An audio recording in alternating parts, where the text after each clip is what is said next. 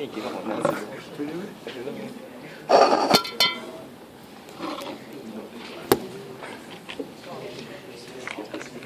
，I think he saw my graph very nice. Then he sent me off to do. The market life should be the best.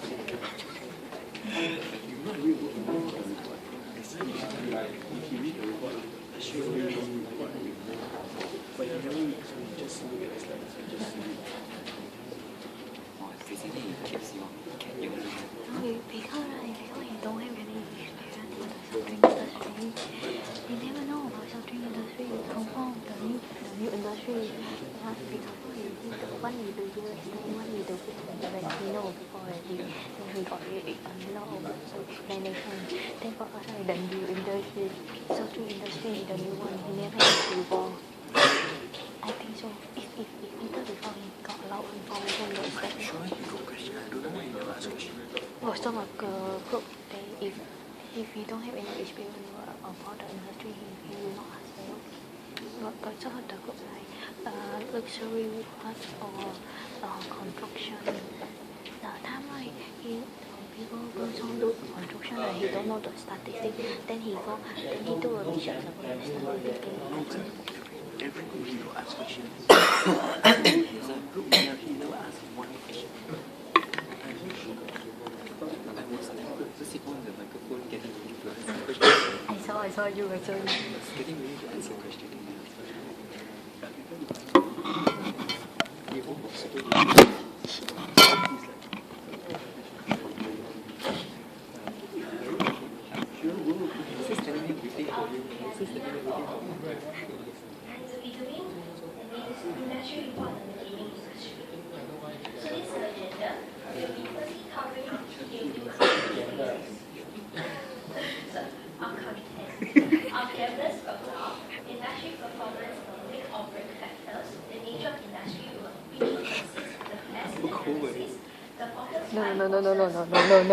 No, not Shin.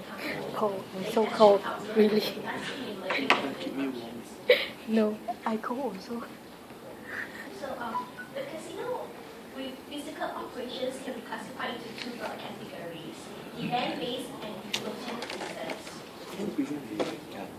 Listed below is the worst, these are the worst most powerful companies. And according to the gross gaming revenue, Macau is the first, and the third in line is Singapore. And according to the key players by the market capital, first will be the Las Vegas and fourth will be the Wynn Resorts. So, as of February 2014, the Vegas enters terms of paying the Raycons from the United States of America, $219 billion, and the fifth in place is Britain with $20.9 billion. Because for per capita expenditure on gambling comes from Australia with 1,000 spent for every adult, and Singapore, as compared to Singapore, $950 spent for every adult.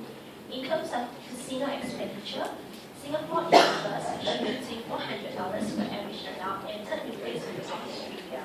So you can see the reverse aim position in different terms.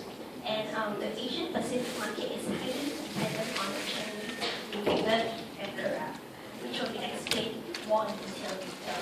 So the global gaming industry experienced rapid expansion, with average revenue growth of 4% annually in the 2009 to 2013 period. Especially underpinned by gains in Macau, which in 2012 alone, we have the global gaming and global casino and gaming sector grew by 9.2% and reached a value of $456 billion. We believe that the Asia Pacific market will shape the global gaming industry with rising capacities of countries and potential new players like Japan. So this is the main operating factors of any industry. We believe there are four factors that affect the casino industry. First will be the regulation. We as a travel destination, casino like Macau and Singapore is the third most valuable destination. Casino like the Pennsville,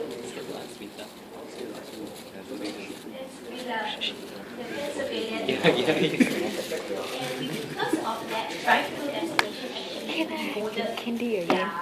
the vulnerability of them as compared to other casinos which offer greater accessibility and convenience. In addition, you have to believe that business on the casino will not be able to appeal by offering stuff like nightlife shows and high-grade hotels. All the things that constitute services to part of the casino's offerings makes the casino attractive. And we believe that extensive market research is definitely essential for the casino industry because it's an industry that requires an initial high capital outlay and success is critical. If not, for example, of the Atlantic City Casino, which has already closed down earlier this year, it actually affected the GDP and the employment of the people in that country. So the impact is really there. Effective cash flow management is definitely important because we trend of granting credits to more VIP clients. In addition, there has been recent news of people collaborating with the employees in the casino to actually cheat money out of the casino. And because the casino deals with hot cash daily, it's important for effective cash flow management to be in place. What do you mean by drive to destination? Drive to destination meaning that in a state, right, there's no public airport that goes to that state. So to get to that casino, you actually have to drive there. Yeah. Next will be our test analysis.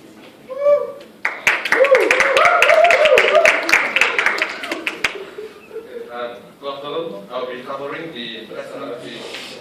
Under the political portion, the government authority over locations of casinos. Government jurisdiction on casinos location vary by each state. This is mainly to protect citizens from the temptation of gambling or to encourage economic development in a depressed region. For instance, the only casino in South Korea where residents are allowed to gamble is a 4-hour drive by car from Seoul, thus discouraging locals from visiting the casino due to the long commute. These policies, however, severely limit the ability to maximize its economic impact. In contrast, Singapore's casinos are located in the heart of the city, convenient not only to the local population, but to the Malaysians living across the Gulf Strait. Next will be the government jurisdiction on gaming. Many gaming policies makers limit their citizens from enjoying gaming entertainment to protect their citizens from the temptation of casino gambling. In South Korea, the only casino out of the evening that permits entry to locals is in Busan. Likewise, in Singapore, it employs a tax levy on locals. Such policies concentrate on the GGR, which is the gross gaming revenue of casinos, and perpetuate illegal gaming activities. In Las Vegas, on the other hand, it does not subscribe to such policies. It does not prevent US citizens or local residents from wagering. Instead, safe, effective, and exciting casinos are provided for citizens. This is a significant move that has contributed to the Las Vegas growth. Next, I'll be covering the economic portion. The US economy is seeing healthy growth in most sectors, including retail and tourism, ranging from moderate to modest levels. Economic growth has been evident enough for the Federal Reserve to cut back on quantitative easing recently. The economy has thus shown a positive outlook for the recovery from its recovery blueprint that has commenced in 2009. For China, in recent years, it exhibited a declining growth rate with the most significant decline from the years 2011 to 2012, falling from 9.3% to 7.7% respectively. This has inevitably impacted the gaming industry given that the Chinese form the most prominent clientele base for casinos. However, China's GDP for Q2 14 grew by 7.5%, up by 0.1% from the forecast of 7.4%. It has boosted investors' confidence, reflecting a probable pickup in growth in the near future and thus positive implications on the gambling industry. Next, I'll be covering the social perceptions and attitudes towards gambling in US and China. The United States has a long history of openness towards illegal gambling and possesses a degree of tolerance for illegal gambling. This has resulted in a gambling ingrained culture spurred by the legalization of gambling, which was used as economic growth stimulus. Generally, Americans have a healthy level of acceptance towards gambling, although concerns about morality and scandals remain inevitable. In China, due to their large risk appetite, Chinese gamblers plays a key role in the success of many casinos. This is mainly owed to their fascination with physical qualities of luck, fate, and chance. On a side note, with regards to human psyche, people usually enjoy wagering because the effectiveness of government policies is reduced and discussable. Next, I'll be covering technological. With technological advancement, comes the increasing trend of casinos adopting technology into their operations. Aside from the ease of accessing to information and making hotel reservations for gamblers, casinos are also able to reach out into their target market through more effective marketing promotions. This has enhanced the rate of customer retention on which casino visitors rely heavily on to generate revenue.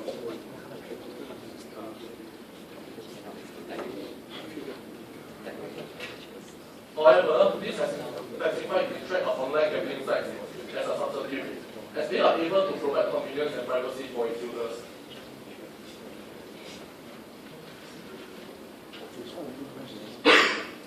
Okay, next I'll cover Porter's 5 forces analysis. The first factor will be competitive rivalry, which is ranked overall as high. And these are the components that make up this competitive rivalry. First, this industry has very high fixed costs, and industries with very high fixed costs tend to be more rigorous. Casinos owe their high fixed costs to licensing fees, which is the most important factor if they want to commence operations at all. Wages and the training of staff, infrastructure, appropriate machinery, and this is particularly true in the case of Las Vegas, where casinos tend to possess elaborate architecture. Next, there is a very low level of differentiation in these industries. For many players, gaming is their principal activity. However, numerous... You are referring to high fixed cost as an effect of competition.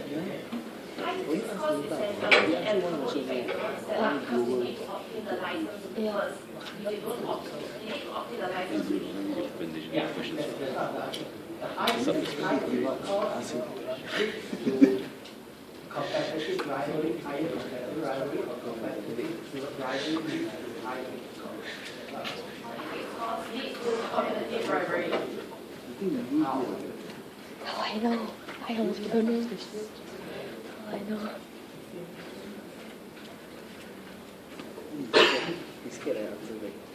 Oh, okay. Due to high fixed costs, right, from like what you said, getting the license as well as fixtures and fittings, building up the entire casino building. This actually caused the casino players to realize the importance of their success in new ventures.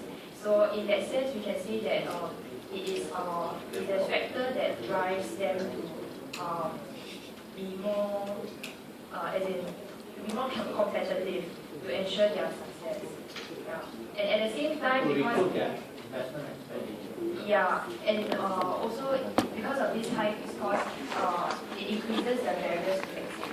So even they are not doing well, they will try their best to continue expanding into areas, continue the operations. Yeah. There's a lower level of differentiation. Numerous casinos provide diversified offerings which can somewhat broken the rivalry. Such offerings include general leisure facilities such as hotels and additional services such as entertainment, reward programs, tournaments, and non-gaming activities. Nonetheless, given that gaming, which remains the core offering of these casinos, do not vary much because all casinos pretty much offer the same games, and so the level of differentiation among the core offerings is low. Next, as Rachel has elaborated, there are very high barriers to exit. High barriers to exit forces the players to stay and continue in the market, and this leads to higher level of rivalry. So in the case of casinos, such high opportunity cost of exits come in the form of tangible assets such as gaming machinery that cannot be easily divested. Next will be the threat of substitutes, which we rank as moderate. Extra industry effects refer to the kind of substitutes that come from outside the casino industry. So numerous leisure activities, be they gambling or not gambling related, can satisfy similar psychological needs and thus act as a substitute. Furthermore, these activities can be taken up with minimal switching costs and they may also be cheaper than casino gambling. However, the quality of the service as well as the appeal of the physical infrastructure and ambience in casinos can weaken the strength of these substitutes if they are gambling related. And also, addictive behavior can skew the inclinations away from non-gambling activities, and this can again weaken the strength of substitutes in non-gambling activities. Next, the power of buyers is moderately high. When a few large customers account for a large bulk of the sales, buyer power is increased. So in the case of Genting Singapore, Chinese and Malaysians take up around 50 to 25% of its clientele respectively, and this gives these two groups significant power.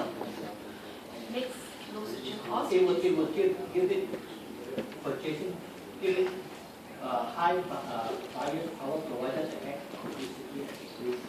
If they are acting as individual gambler, the buyer's strength is not strong. If a kid protect, I don't like you Singaporeans, I'm not coming to the point for you as a whole. Then give special admission for this. That's not strong market, but we are in a couple of individuals, I don't think that's fair. Maybe you just want out because the gambling industry on the whole globally is oligopolistic on it. So actually they are not making buyers.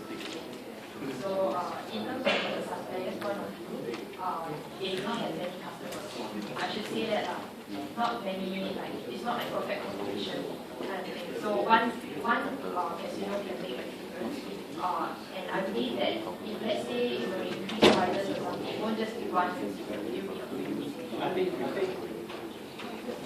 I think that with individual gamblers, I don't think there was any outside Malaysia when I want to come to, because we don't have Chinese food, that's why I need to come to Canada. I think very individualized, so I don't think that's but I think where the buyer's power comes from is on the high rollers. The high rollers are the people who do not bargain with, who already have satisfied their needs and really capitalize.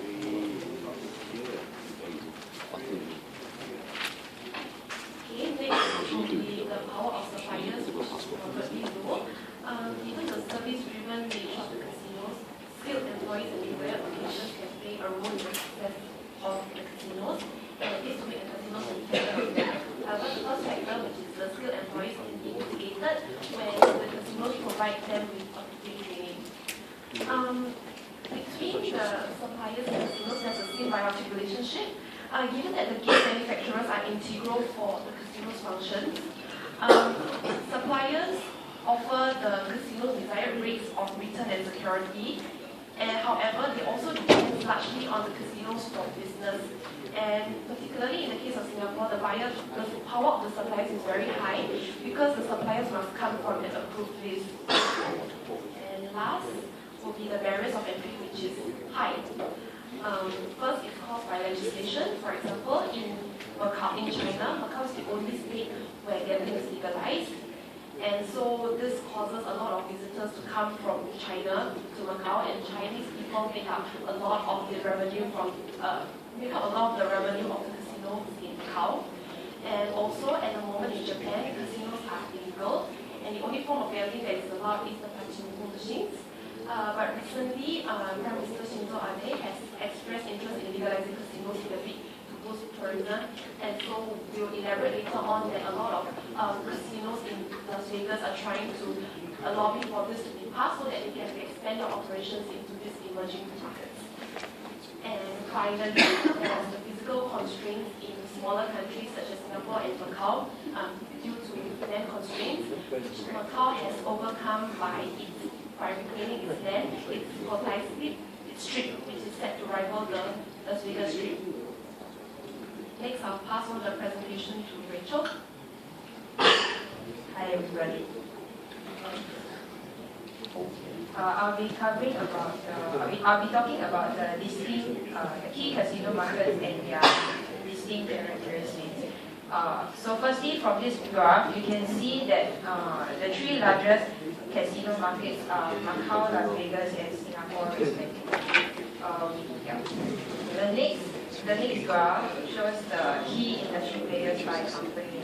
As you can see, the graphs also show the concentration of their operations in the key casino regions, which is Macau, Las Vegas, Singapore. Okay, this graph shows the industry life cycle, which is actually an overview of what I'm going to say. Macau is in the industry shakeout phase, and Singapore is in the mature stage, which is also where Las Vegas is. Firstly, Macau. Macau is the only place in China where gambling is legal and is the largest gambling market in the world due to more flexible regulations. Gross gaming revenue in Macau have increased at a 5-year compounded annual growth rate of 27% to reach 45 billion last year. That totals to 7 times that of the revenues coming from casinos in Las Vegas, which is the next largest gambling market. This has caused Macau to be the growth driver of the global gambling industry. Currently, casinos in Macau operate in a hyper-competitive environment, which is set to intensify further with the inception of Hong Kong-Zhuhai-Macau Bridge as well as the Cotai Strait. So just to point out some key success factors of the Macau region, as mentioned before, one of the key success factors include their flexible regulations. Another one is their proximity to major Asian cities. More than 1 billion and more than 3 billion people are estimated to live within a 3-hour and 5-hour flight from Macau respectively. Furthermore, numerous air carriers fly directly to Macau International Airport from many major cities in Asia. The Zhuhai-Hong Kong-Macau Bridge, which is set to be completed in 2016, is expected to reduce travel time between central Hong Kong and Macau. This is vital as a significant amount of Macau's customers are visitors or residents of Hong Kong. The next point of their success factors would be the junket promoters. Nearly 2/3 of its gaming revenue is attributed to junket promoters, of which many specialize in recruiting the Chinese. The Chinese are the highest spending members by far and comprise 65% of the visitors to Macau. They shell an average of 2,600 towards games such as Baccarat, which they prefer over conventional casino games like poker and blackjack. Macau's average gaming revenues per visitor increased to around 1,540 last year, driven mainly by growth in Chinese high rollers and VIP customers traveling to Macau. Comparatively, average gaming revenues per visitors in Las Vegas is only about $170. Okay, the next one will be just talking about the recent events that's been affecting Macau. Overall VIP revenue growth has declined in recent years. Many blame the slowdown in China's economic growth as the main culprit, and also reckon that President Xi Jinping's anti-corruption campaign in China had contributed to the decline as well. Nonetheless, we are seeing increase in the growth of Macau's casino markets. Macau's casino markets collected more than 11 billion in gaming revenues during Q2 of this year, up 5% from Q2 in 2013. The picture looked much better in April and May, when the gaming revenues were up by 11% and 9% month on month. Come June, gaming revenues in Macau fell by 3.7% year on year to US $3.4 billion, largely due to a double-digit growth in VIP revenue by as much as 20% as a result of sports betting over the FIFA World Cup. While casino revenues may again fall in July amid the continued betting on sports, long-term market trends remain intact. Investors believe the sharp drop in share prices of Macau gaming stocks due to the June decline is the buy sign they anticipated. Okay, next we'll be talking about Las Vegas. Las Vegas is one of the oldest casino markets in the world. The architecture is extremely elaborate, more so than its counterpart in other markets. However, there's lesser talk about this city as compared to that of Macau and Singapore. There's a decline in interest in the city and a slowdown in robustness.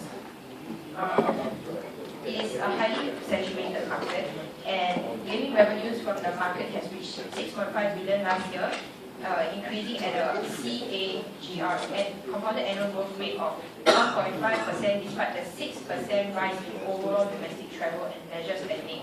This indicates low growth. The city produces at overcapacity and is thus said to be in a mature phase. Perhaps the upside of Las Vegas to customers is that entertainment in casinos are lower priced than non-gambling establishments. Another upside, which is more for casino operators, is the ease of obtaining a license, which can be applied more online. Next will be Singapore, which is the third largest gaming industry in the world. Singapore operates in a duopolistic environment with only two players, Resort World Sentosa and Marina Bay Sands, currently the most profitable casinos in the world, which is able to put them after Las Vegas, which has about 30-something casinos. Singapore casino revenues is projected to be around 7 billion this year, topping revenues from Las Vegas Strip. Singapore is an established tourist destination, a global air travel hub, as well as an international financial and business center. Furthermore, Singapore has instituted a two-tier gaming tax, 12% for high rollers, 22% for mass market players, compared to the 39% for all in Macau. This has also encouraged casinos in Singapore to focus on attracting and catering to high rollers.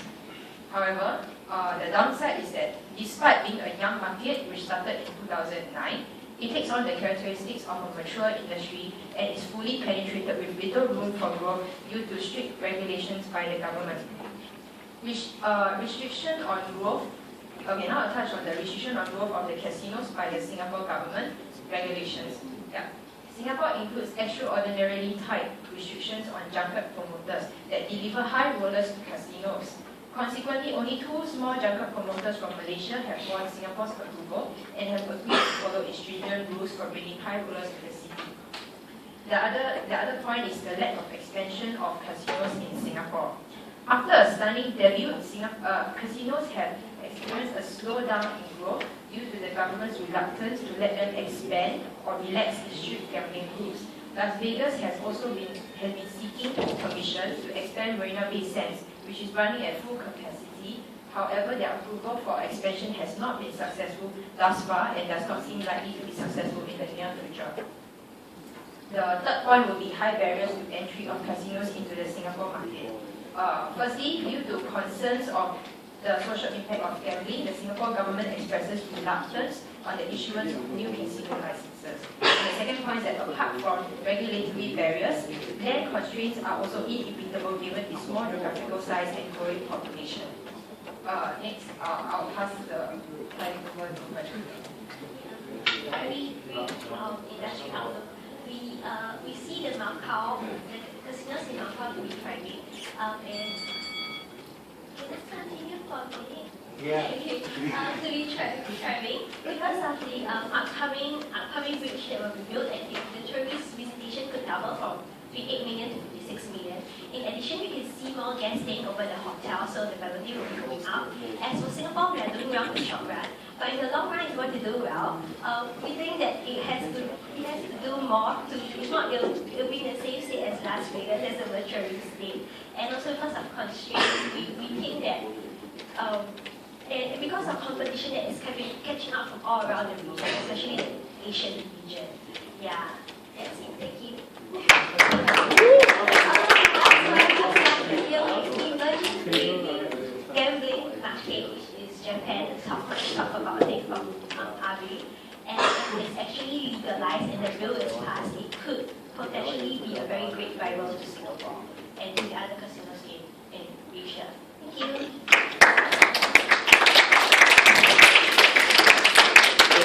Anyone want to ask them questions? Okay, that was a very well done.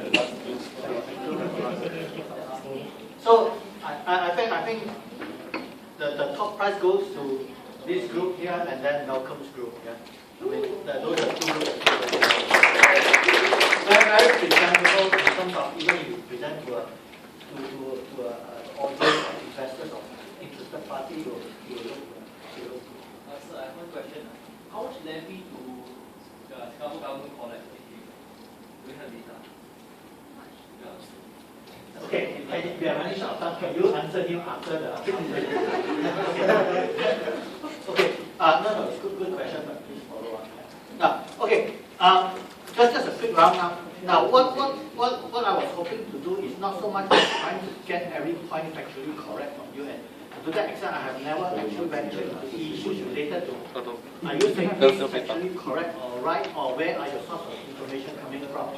That was not my objective, but in principle, you must always be clear when you quote sources, when you quote statistics, please make a reference to the source, because how much we trust the source will be reflected in how much we will trust your comment.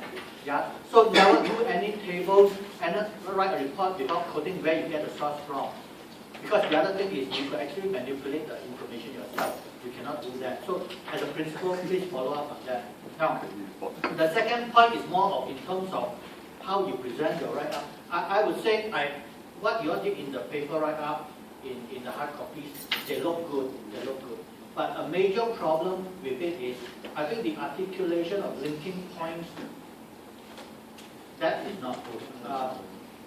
It also reflected in your way you present those ideas and comments.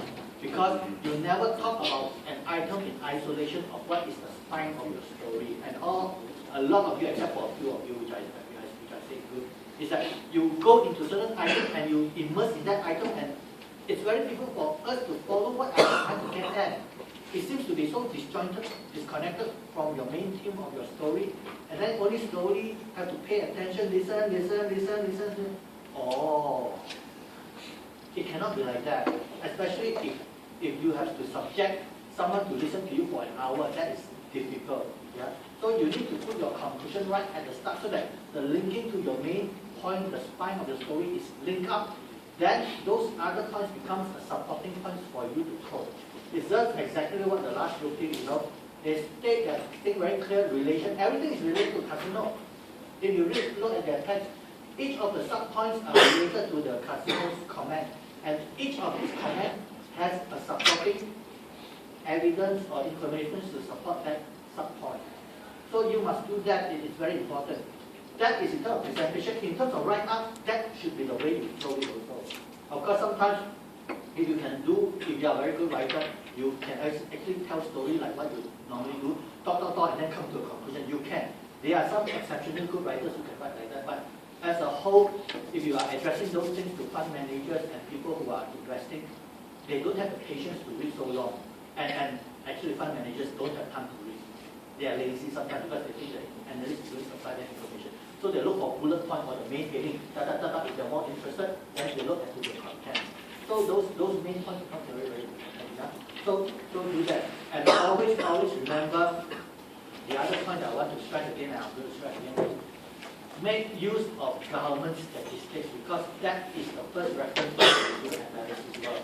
And a lot of you just qualitatively make comments without substantiation, and that is actually very bad. And it's not that data is not available, it's available, just take the extra effort to pick up all the latest information. Whatever industries you are trying to cover, please look for those tables that relate to your industry. Start compiling them as a trend so that you can understand. And every industry analysis have to start with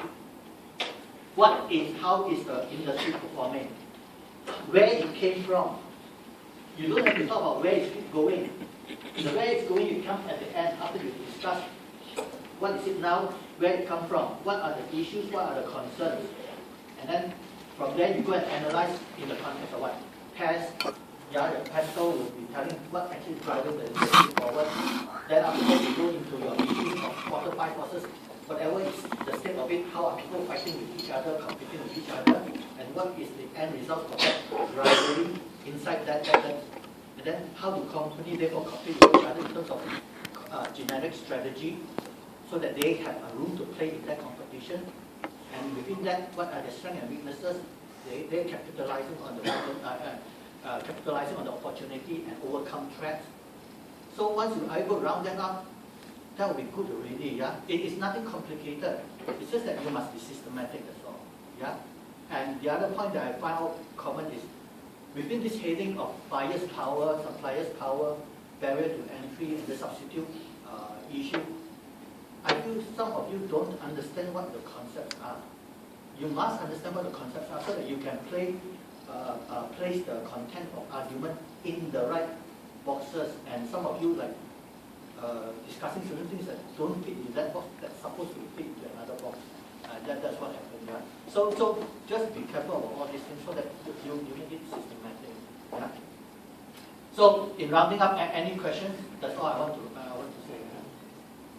Okay, I'm happy with your report, the way you write, because at least most of you know the framework and structure. Now it's more of articulating and effective communication. That's the issue that we need to improve. And of course, one final point: your lingo in finance terms, in economic terms, in business terms, have to be there. Some of you were saying that the company have to fight with each other. Those words should be said like so the competitive pressure will be based on price war. So different from this, have to fight with this, and they have to reduce price to fight each other. This is very ordinary. This does not come from a university student, a graduate.